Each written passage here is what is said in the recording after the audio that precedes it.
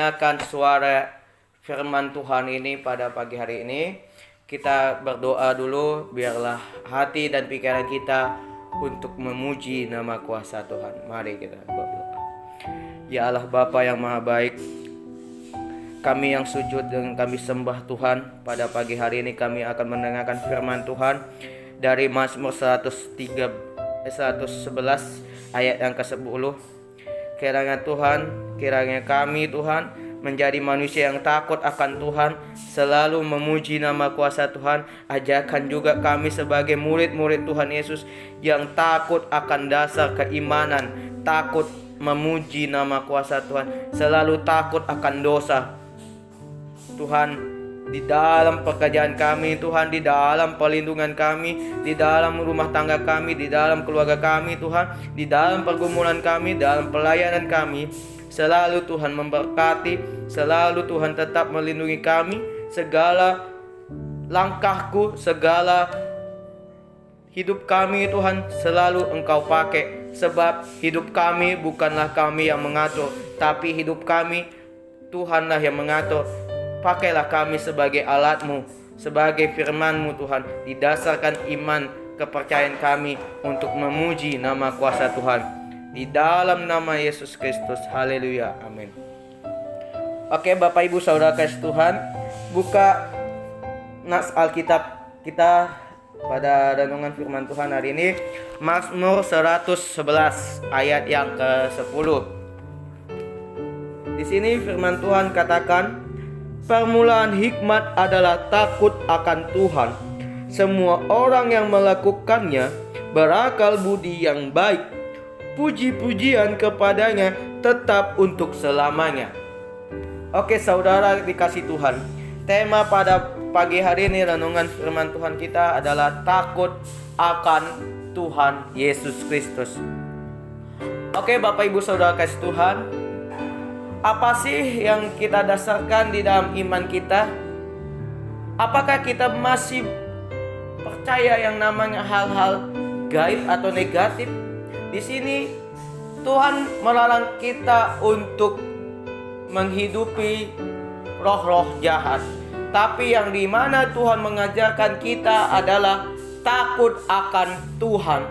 Yang dimana dalam Mazmur pasal yang ke-111 ayat 10 di sini dikatakan, takut akan permulaan hikmat akan nama Tuhan Yesus. Berarti kita harus memuji nama kuasa Tuhan. Kita menghindarkan hal-hal yang negatif seperti memabukkan, main judi, menjual diri kita, dan menjual narkoba.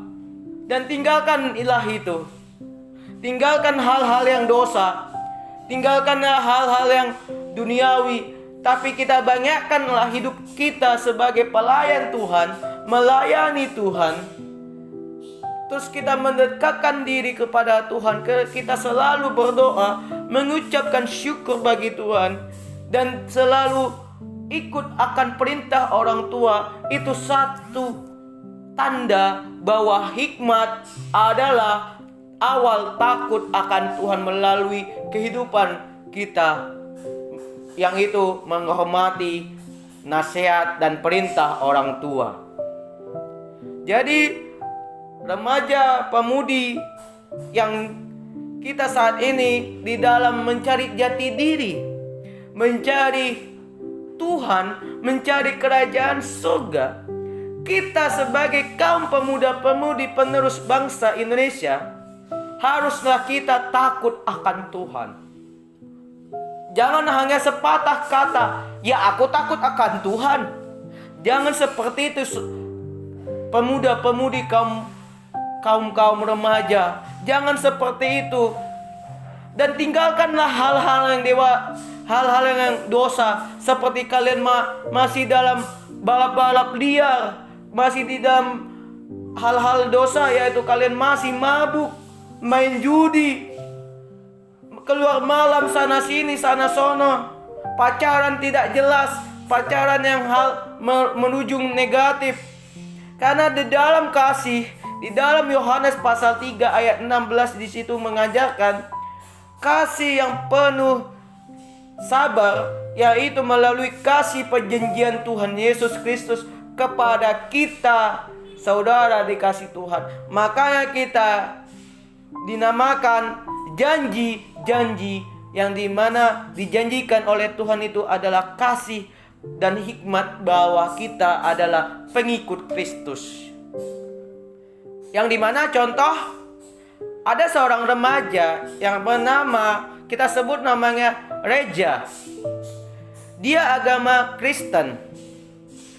Dia masuk ke agama Katolik yang mana dia inspirasikan bahwa dia bisa menikahi atau mempacari seorang perempuan, seorang gadis yang beragama Katolik, yang dia rajin, dia ke gereja, dia membuat tanda salib, memuji nama kuasa Tuhan, memuji Bunda Maria. Dan akhirnya mereka pacaran sebulan atau 5 tahun dia udah pacaran. Dia mengadakan resepsi, mengadakan pernikahan si Reja dengan seorang gadis ini yang beragama Katolik. Dia diberkati, dia diucapkan janji suci di depan altar, di depan semua jemaat Katolik. Dan akhirnya mereka nikah. Dan akhirnya sudah dia menikah menjadi suami istri. Si Reja ini sebagai kepala rumah tangga, dia malah malas ke gereja. Dia malah mabuk-mabukan. Rupanya dia hanya mencari inspirasi, hanya mencari nama, mencari kekasihan kepada seorang perempuan yang dia sayangi. Tapi di dalam keimanan dia, belum tentu dia takut akan Tuhan, tapi dia masih mau mencari hal duniawi, hal yang kenajisan di dalam hidupnya. Hanya dia minta, ya bagaimana saya bisa menikah dia? Oh, dia harus pura-pura baik dulu, harus bisa mendekatkan diri, harus berdoa. Tapi setelah dia menikah sama seorang gadis yang beragama Katolik, dia rupanya tidak rajin ke gereja. Tapi malah yang diberkati oleh Tuhan adalah istrinya, yang dimana istrinya selalu aktif dalam gereja, selalu aktif dalam kaum pemuda-pemudi, selalu aktif dia melayani, selalu dia diberkati Tuhan. Di dalam pergumulannya dia sebarkan firman Tuhan segalanya. Akhirnya istrinya diberkati, istrinya yang dipakai oleh Tuhan untuk sebagai alat untuk menyebarkan firman Tuhan. Tapi suaminya yang bernama Reja, dia masuk ke dalam dosa, dia sakit. Dan akhirnya Tuhan menghukum dia. Karena apa? Di situ Reja tidak ada iman, tidak ada kedasar keimanan dia untuk memuji nama kuasa Tuhan. Tapi dia cuma mencari nama, mencari gelar, atau mencari mencari perhatian orang. Kalau dia bisa menikahi seorang gadis yang bernama Rivka yang agama Katolik. Seorang gadis ini yang waktunya dia untuk melayani Tuhan, ada waktunya dia selesai dia menikah, dia punya anak, dia tetap melayani Tuhan. Kemana-mana dia diberkati, selalu dia diberkati oleh orang-orang yang dia menyebarkan firman Tuhan di gereja-gereja. Dan si Reja pun bertobat, dan Reja pun sama seperti istrinya si Rivka, untuk sama-sama dia melayani. Dia bertobat dan dia menjadi seorang pendeta, seorang hamba Tuhan. Dia seorang hamba Tuhan di gerejanya. Dia agama Kristen, dan istrinya seorang hamba Tuhan di gereja Katolik. Dan mereka sama-sama melayani, sama-sama dia memuji nama kuasa Tuhan. Dan situlah arti, ambil sisi positifnya di dalam cerita saya itu, yang dimana Reja ini jatuh sakit dan ada pertobatan, ada takut akan nama kuasa Tuhan. Itu kunci dia dalam perjalanan Tuhan itu diuji. Tuhan uji dia. Saat itu dia sakit, dia diuji. Dia membantah, dia marah-marah sama Tuhan. Dia berkata, "Kenapa Tuhan memberi saya sakit? Kenapa Tuhan sakitkan aku?" Dia bersungut-sungut pada Tuhan. Dia marah sama Tuhan.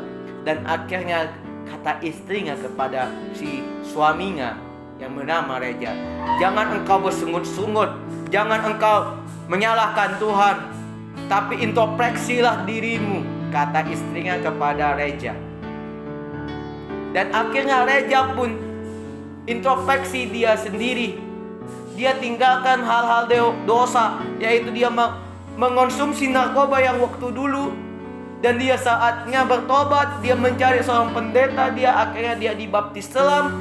Dan dia mengikuti apa kata perintah Tuhan, yang dia mengikuti apa kata pendeta. Dan akhirnya puji Tuhan, akhirnya dia melayani. Dia akhirnya menjadi seorang hamba Tuhan. Itulah satu dorongan, inspirasi bagi kita kaum-kaum pemuda-pemudi seagama Kristen Protestan. Jadi ambillah firman Tuhan dalam Mazmur 111 ayat 10. Artinya dalam firman Tuhan ini, hikmat awal dari kuncinya takut akan Tuhan. Jangan kita sepatah kata. Jangan dalam perkataan, "Ya aku takut sama Tuhan," tapi dalam hati kamu, kehidupan kamu belum menjadi takut akan dasar keimananmu. Jadi saudara dikasih Tuhan, ada tertulis dalam firman Tuhan, ya Ayub pasal 28 ayat 28.